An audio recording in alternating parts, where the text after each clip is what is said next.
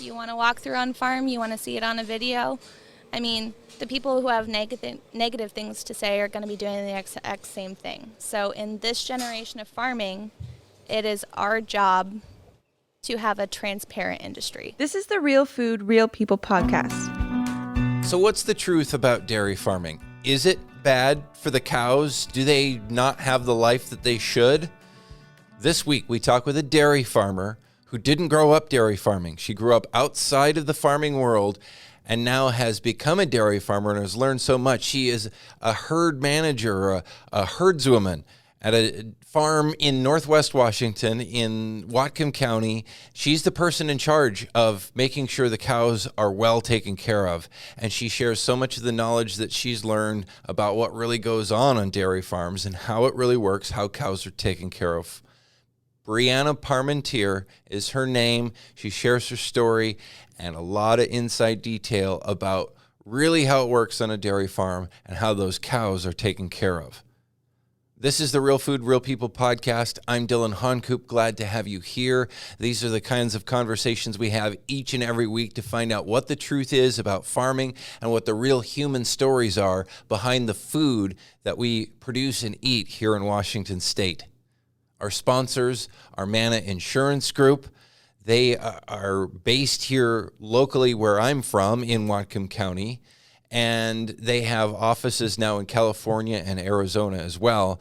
But their whole mission is about planning ahead rather than reacting when bad things happen. That's what most people think of when they think of insurance, but that's not how Manna thinks of it. The company was founded by a high school classmate of mine, a great guy, and I know they'll take great care of you. So check them out, mannainsuranceGroup.com. Also, Dairy Farmers of Washington, wadairy.org is their website. Would love to have you check that out. You know, what we're talking about today with Brianna is very much in line with the stories that they're telling all the time at wadairy.org, including on their virtual farm tour that they have available there now, plus so much more information about the truth about how milk is produced and the quality of dairy products that come out of Washington State. wadairy.org, again, the Dairy Farmers of Washington, sponsoring the podcast as well. So some people are really concerned that animals are like being exploited to produce milk for us to drink, you know, all these dairy products or for farms to profit or whatever. What's your take on that? You manage the cows on this farm. You're the herdswoman. Are these cows happy? Are they okay? So we wouldn't be able to get quality of milk or volume of milk out of the cows at all if they were any sort of stressed. So it is not in I'm going to say farming in general, their best interest to have stressed animals. So by providing 24 hours of feed and misters in the parlor when it's hot and fans, and most of these cow pens have cow brushes in them and just enrichments and that sort of thing. It provides them the most stable environment, constant to day, for them to go about their life, eat their milk, get milked, relieve the pressure, and it's consistent. So by that consistency, we get the most amount of product. Yeah, cows don't really like change for what I've been told. No. They just like the same thing every day. I wouldn't want to eat the same thing every day, but they seem to do pretty dang well. Yeah. No, the heat is one thing that weather is out of everyone's control, but it's in our best interest to try to keep it somewhat the same every single day. So the barns provide a nice stable temperature that we can kind of control with fans to keep the air flowing, because air quality makes a really big difference in animal health, because they're pooping, they're coughing, they're doing all normal animal stuff. And not socially distancing very well, No. because they don't like to do that. No, definitely not. They lick each other's faces and no, but the fans, and then this summer with it being 110, 115 degrees for a couple days, which is weather we normally don't get, we're like, all right, we got to put misters in there so that way when they're waiting to get milked, everyone's natural body temperature drops a little bit, and the heat stress was a lot better than it could have been. Yeah, for sure. And that's something that, you know, producing milk, farming cows in Western Washington, it's normally an advantage here because it's cooler. Mm-hmm. But here we're getting like super hot, like desert type temperatures. Yeah. This summer with that heat wave, that was crazy. Well, and we don't have, in Western Washington, we breed a very specific type of cow, the Holstein cow. I mean, that's not a cow that you're going to see. The Holstein cow you're going to see in Washington is not the Holstein cow you're going to see in Arizona. We breed them because they're acclimated to this environment. They do really good in like 65 degrees. Yeah. And, 45 degrees. Those are their comfortable ranges. If we were in 110 every single time, we would choose a different breed of cow to milk. Yeah. So, how do you really know if they're happy? So, there's a cow right behind you, just looking at you. She wants to get in on the podcast here. Yeah, she's just chewing her cud. And she's like, no, don't pet my nose. Yeah. Leave me alone. She's got a big, I call it bubble gum. She's got a big wad of feed right in her mouth. She's just working on it. Yeah. And then you'll hear every now and again just the burping. It means that they're sitting there, they're working on their feed, they're laying down. That's all they need to be doing. All they want to do is sit and ruminate on their food. What about all like these metal stanchions? Why do they have to have that to stick their heads through? So not all of our pens do have them. It's our high working areas. So these two pens right here are our breeding pens, or like they're cows 100 days in their lactation to usually 150 days in their lactation. They're the athletes of the group. They're the ones that are producing the most. They're the most metabolically stressed as far as like production goes. Yep. So we keep the headlocks because they're going to get vaccinated at this time. If someone has a hurt foot or that kind of thing, it's easy for us to catch them. Like medical stuff. Like, yeah, it's the... So, like, they can go in and out of these right now. Yep. So but then you could get a bunch in and then flip it over and they wouldn't be able to get out, so you can do, like, health checks. Yep. Yeah, because everyone gets pre-breeding vaccines. They get vaccines when they go dry just to prevent mass herd sickness. It's just a really good preventative care. We do a lot of things here for preventative care.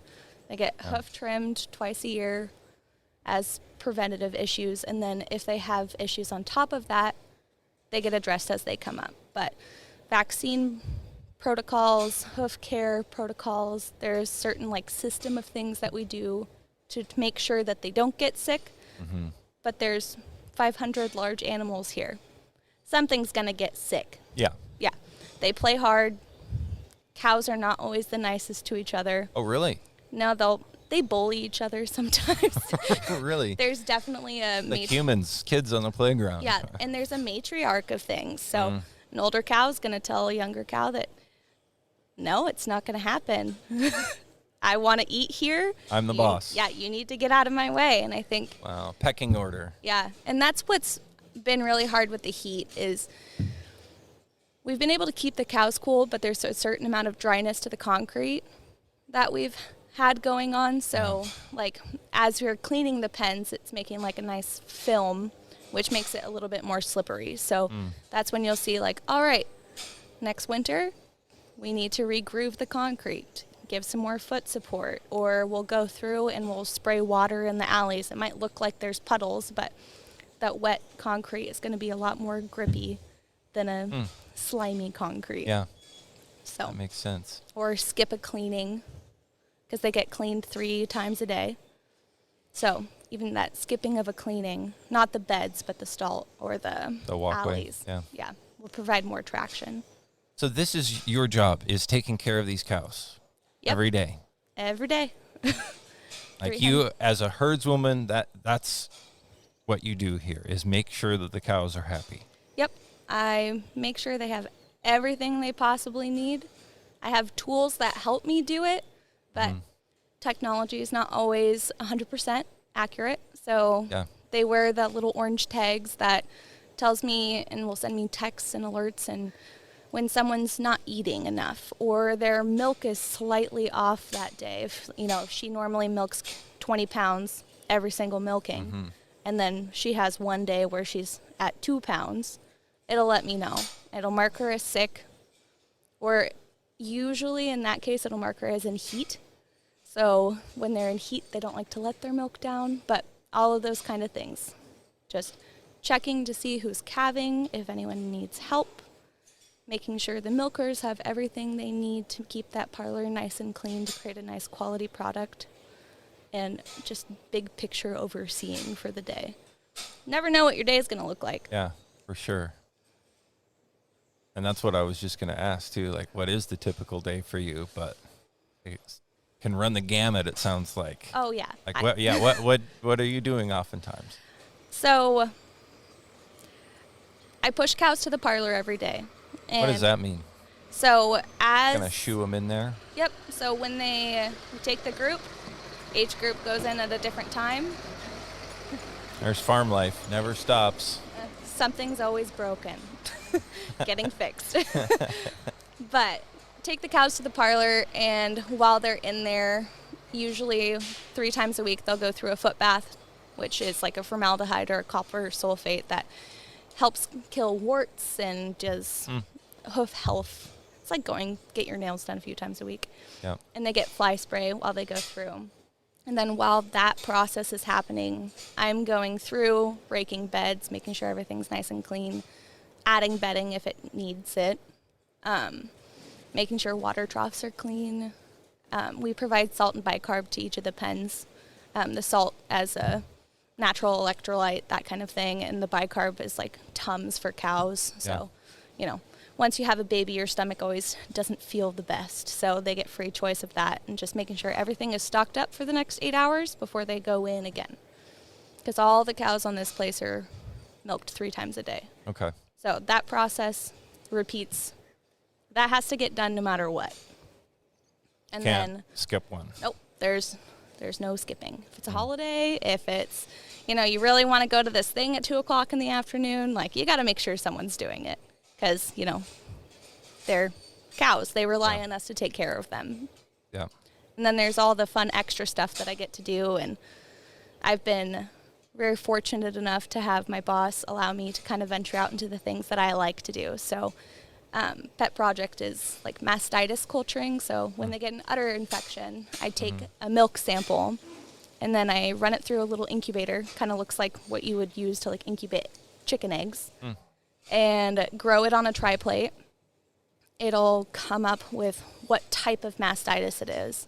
So then from there, I can use that information to use different drug therapies that would be most effective to treat that kind of bacteria. And so when a cow has mastitis, you aren't milking her for people to drink that milk, right? No, we have a separate tank, separate area. That's anything that gets treated whatsoever. Fresh cows, they're in a different section of the farm. Not even remotely connected to like our milk tanks and that kind of thing. Because, I trust my milkers. Absolutely, 100%.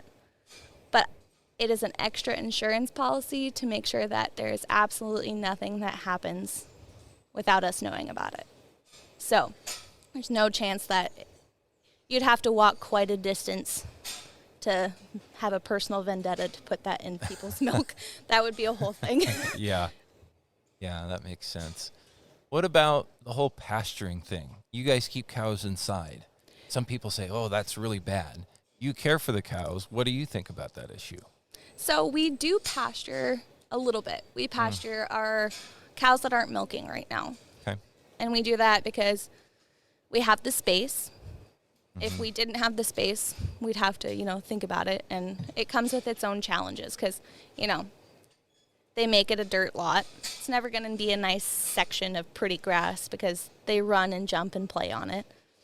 And I think if you have it available to you, and seasonally, because in Washington, you're not going to want them, in the mud. Yeah. Which fields are, even though they may look nice and green, they're pretty muddy Yeah. in the middle of winter. If you have it available to you, rock the resources you have.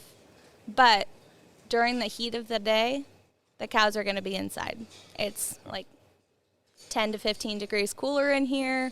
We have brushes that'll itch them, and they can be out of the heat of the sun. Because I think people, too, you don't want to be in the sun all day. every day. Even if you have a nice big comfy field as an option, they're going to want to go where it's the coolest.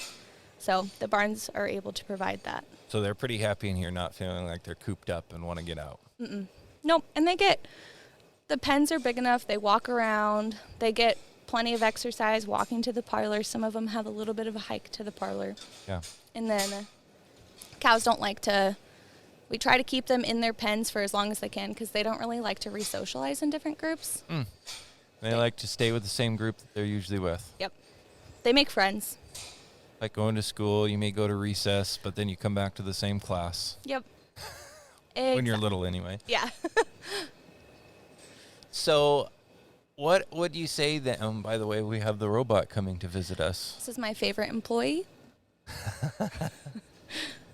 And this robot just pushes up that feed that's laying for the cows to chew on, right? Yep. Make sure it's as close to them as possible. Yep. So she'll go through, I call her Juno.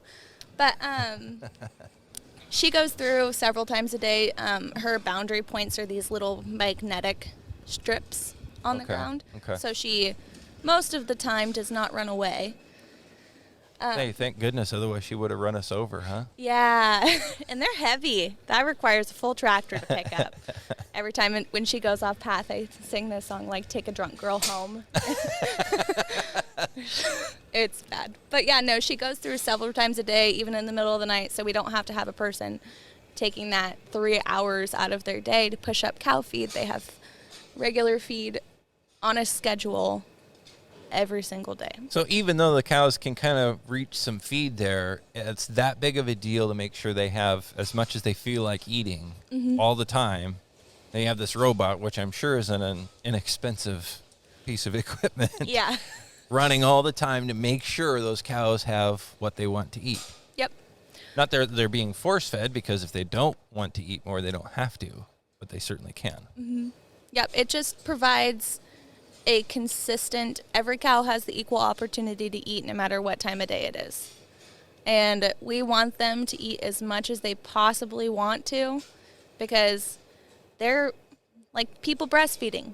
Yeah. You see them, they lose a bunch of weight. Yeah. We don't want that. We want them to maintain that nice, robust figure. Yep. And there is absolutely, they're in a negative energy balance, which means that they are producing and getting rid of more calories than they can possibly consume in that first 120 days of lactation. So any way we can slightly entice them to want to take one more bite, we're going to do it.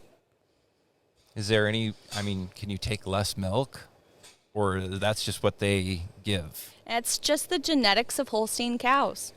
I mean, you can't really tell them, just cross your legs and let's hope that you don't milk that much that day. Because if you don't milk them, they're uncomfortable, they get engorged. Because you talk about them being calorie negative, like they're putting, is that because, you farmers are trying to get more and more out of them, but you're saying, no, there's like the cow controls how much she gives. No, it's just it's her genetic, her natural metabolic stuff that's going on in her body. She's waking up one day, having a calf, producing 120 pounds.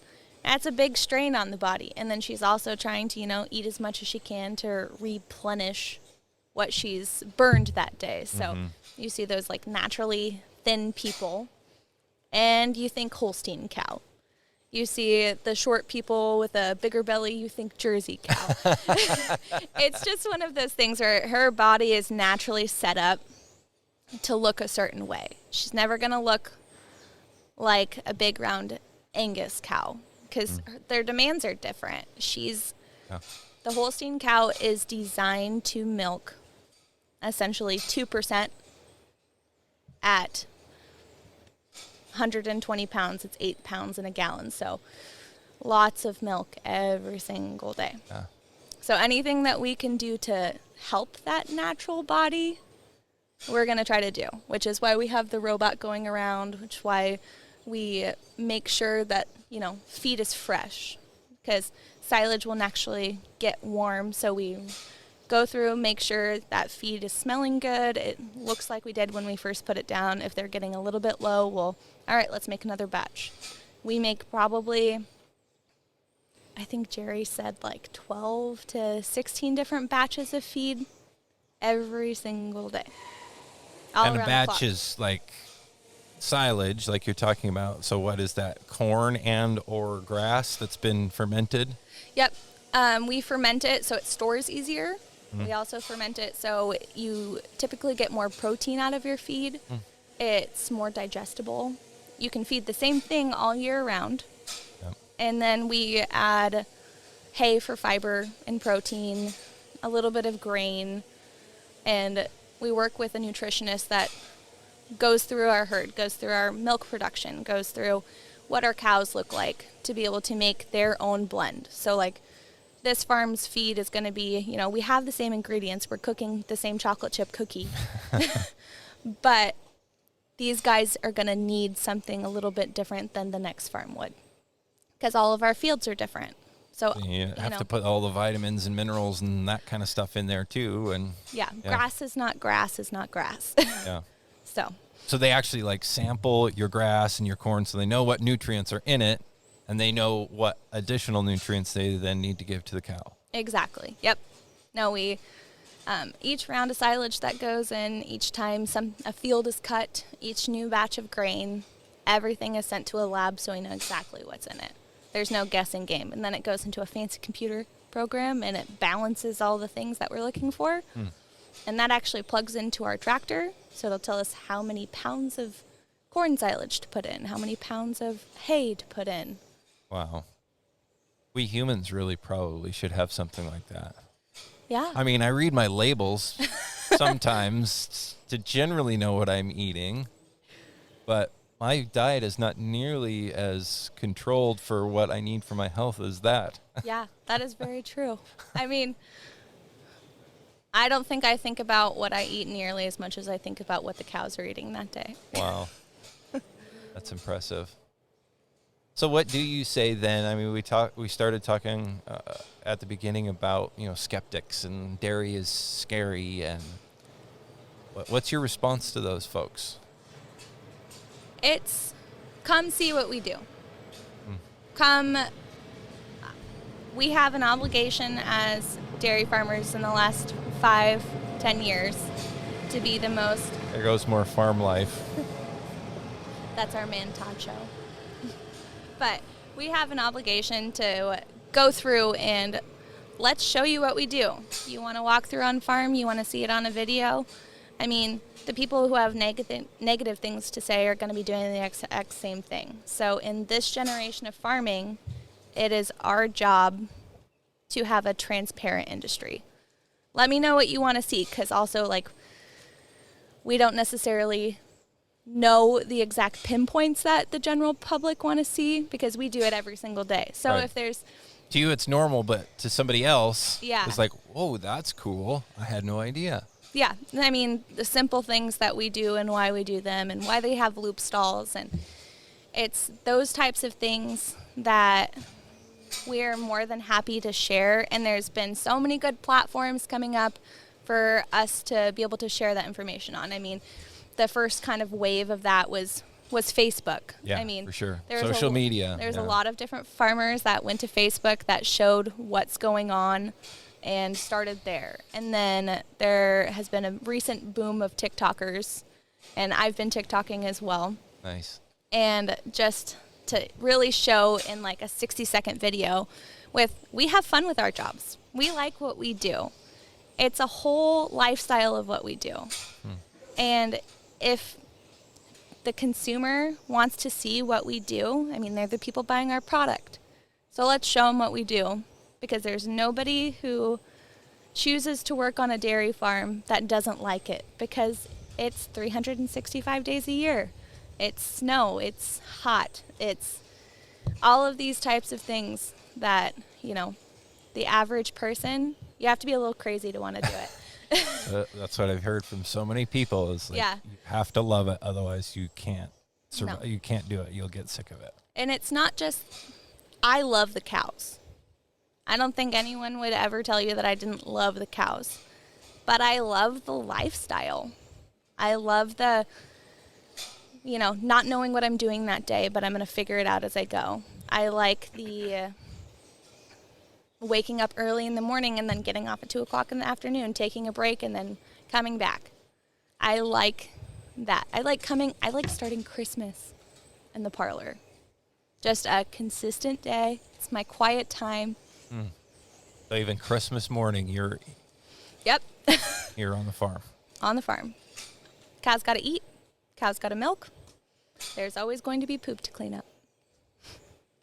Never stops. Yeah. So how in the world did you get into all of this? Like, did you grow up on a farm? No, not at all, actually. Both my parents work in the medical field, and my sisters have nothing to do with animals. The closest thing I'd say is my grandpa was a mechanic and sometimes worked on tractors. That's kind of the closest thing that we got going. But I went to WSU originally to work with horses because I had a small horse farm next to me growing up that I got to be involved with my first large animal. And then after that, I was sitting in my Chemistry 105 review, and I was like, I'm not 100% sold on this. I don't think I want to do this. Be like a horse person? Yeah. I don't want to be a vet. I don't want to spend 8 years if I'm unsure, because I'm sure there's someone else that is positively sure, and I don't deserve it if I'm not 100% sure. Right. So I decided the next semester to take my first hands-on cow class. And it was at a little dairy that's a part of Washington State University. And I fell in love with the industry. I had so many moving parts. It was a bunch of new things for me to learn. And there was a small group on campus called CUDS that really allowed me to work on being a professional in the industry and what that looked like, and not just, go play with cows. Right. And it allowed me to be able to meet my first employer before I graduated and had my first job contract signed before I left Pullman. And I ended up moving back to my hometown to a little dairy that I had no idea existed. It was just probably 10 minutes away from my house. Had no idea there was 300 head of cows there.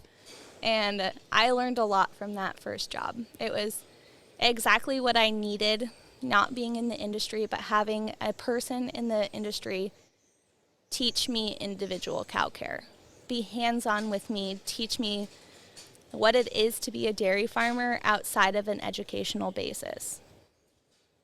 And then that taught me the skills to be able to move to a bigger farm. Yeah. To be able to look at 300 head of cows the same individual way that I look at 500 head of cows. And I'm assuming it would be the same way if we had 1,000 cows. So, why did you want to move to a bigger dairy? So originally I took a baby step and I went to meat producing and went to a packing house and learned the whole full circle farming. Because dairy cow's second purpose is a beef cow. And actually a lot of the beef that's produced in the United States is dairy cows. And it was important to me to know the other side of farming.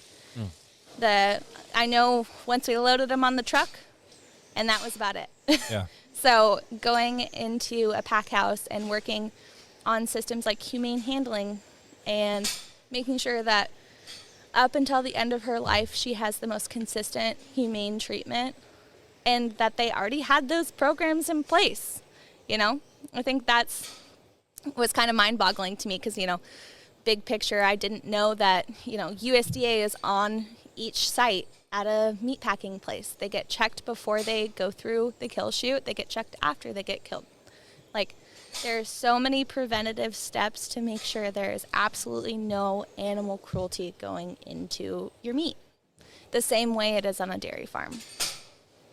I've thought about that recently, and actually Lulu Redder, the small meat farmer up in Duval that we had on the podcast a while back, said something to me, which is we think that they should have no bad days until, that last moment of their life. And, because I've always struggled with that. It's like, okay, we're trying to be super humane, no animal cruelty, but then you kill that animal because then they get eaten. But really, if you think about it, anything that's alive, whether it's bugs, animals, humans, we all die. Mm-hmm. And having gone through that personally in my life recently of losing a person close to me, that can be an awful long, slow process. Yeah. And it's not that way for these animals. So in some ways, it's like, yeah, I mean, not to get too like morbid or about it, but it's like, I'd rather it go that way than, have a long, drawn out suffering kind of situation. So maybe it's not so bad after all. Well, and cows don't mourn the way people do. I think that's really key to remember when you're thinking about everything is we mourn way differently than them. There is, and she's throwing spit at you. On me?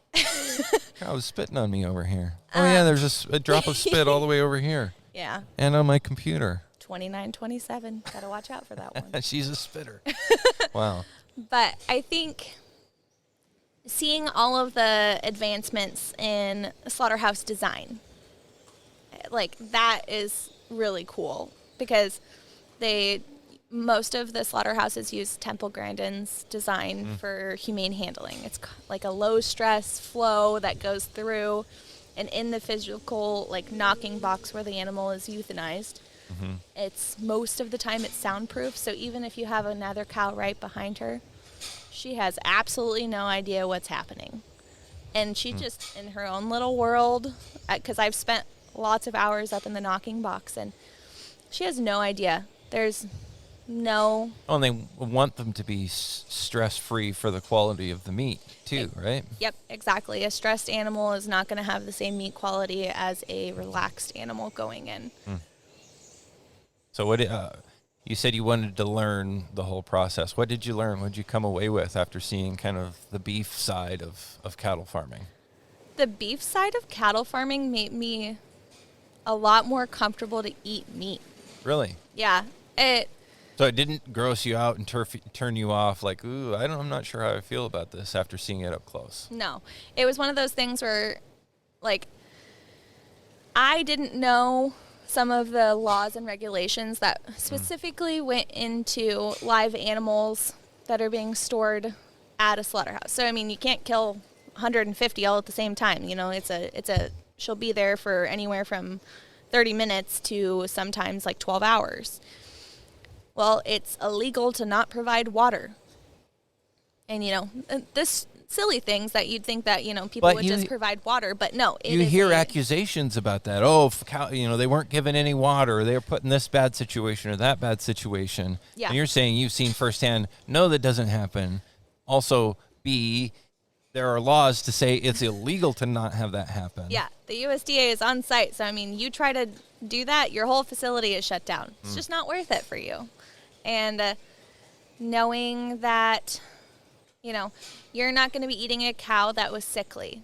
It is against the law to harvest an animal that is down and that she can't get up and stand. She has to be moving on all 4 feet, and then she qualifies to be able to. There's so many